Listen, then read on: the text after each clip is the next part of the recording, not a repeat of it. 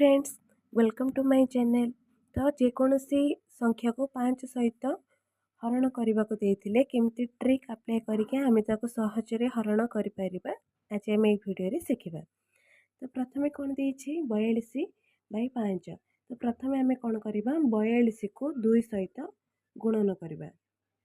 42 दुगुणे केते 84। 84 आसला। तो एबे आमे कौन करवा गोटे संख्या छाड़ी के आमे दशमिक बिंदु देदेबा।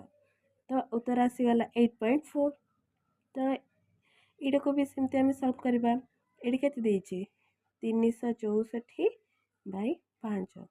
364/5 364 को आमे कौन करवा 2 सहित गुणन करवा। 364 दुगुणे केते 728। तो लिखिदबा 728।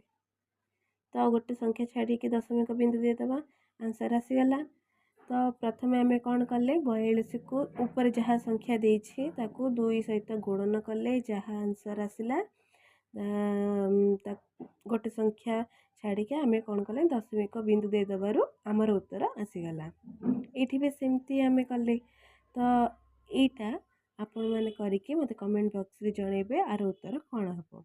ये ट्रिक अप्लाई करके प्रोसेस रे यार आंसर बाहर करेंगे आ मते कहबे। वीडियो भल लगी लाइक शेयर सब्सक्राइब निश्चय करदेवे।